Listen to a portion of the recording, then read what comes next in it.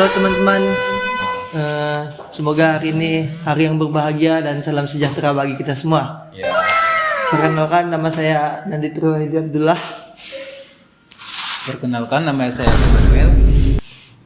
Perkenalkan, nama saya Kristina Lindawati. Dan tentu saja nama saya Hadi. Dan kami akan menjelaskan tentang diskusi kami tentang tata kelola perusahaan. Dan dijelaskan oleh Linda. Silakan. Apa yang dimaksud dengan tata kelola? Tata kelola perusahaan juga dikenal sebagai corporate governance, adalah prinsip-prinsip praktik dan struktur yang digunakan untuk mengelola dan mengawasi perusahaan. Oke. Nah, untuk selanjutnya kita bahas tentang prinsip-prinsipnya ya. Ya, prinsip yang dimaksud adalah prinsip tata perusahaan ini bertujuan untuk menciptakan lingkungan yang mendorong pertumbuhan berkelanjutan dan menjaga kepentingan semua pemangku kepentingan perusahaan, termasuk pemegang saham, manajemen, karyawan, dan masyarakat hukum. Terus untuk beberapa prinsip tata kelola perusahaannya terdiri dari transparansi, akuntabilitas, kepatuhan, kepentingan pemegang saham, dan pengawasan dan pengendalian.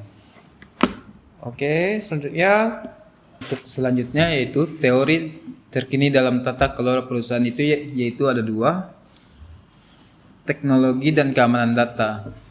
Teknologi keamanan data yaitu tata kelola perusahaan harus mencukup strategi keamanan data yang efektif untuk melindungi informasi sensitif perusahaan dan data pelanggan. Yang kedua, peran aktivitas pemegang saham. Pemegang saham aktif semakin memainkan peran dalam menggerakkan perubahan dalam perusahaan. Mereka dapat meminta perubahan dalam kebijakan, kompleksi dewan, dan praktik perusahaan. Saya akan melanjutkan tentang kepemimpinan yang berkelanjutan. Pemimpin perusahaan yang berkelanjutan harus memprioritaskan tanggung jawab dan dalam bersosial dalam pengambilan keputusan mereka. Mereka harus memimpin dengan contoh dalam hal etika dan integritas.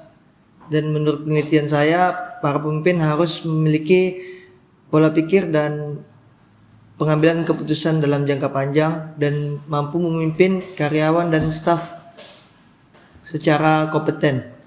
Dan dia juga harus menanamkan sebuah nilai dalam berorganisasi secara jangka panjang. Setelah itu saya akan menjelaskan tentang kesimpulan.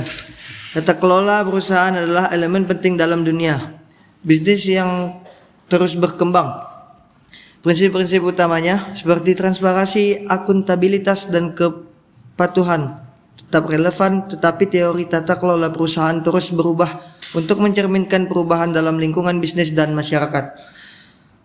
Pengaruh faktor-faktor seperti SIG, teknologi, dan peran pemegang saham aktif semakin menjadi faktor penentu dalam tata kelola perusahaan. Dalam era yang harus berubah ini, perusahaan yang mengadopsi praktik tata kelola perusahaan yang baik akan memiliki keunggulan kompetitif dan dapat membangun hubungan yang kuat dengan pemangku kepentingan mereka. Sekian dari saya dan teman-teman saya. ya, thank you buat nonton. Terima kasih.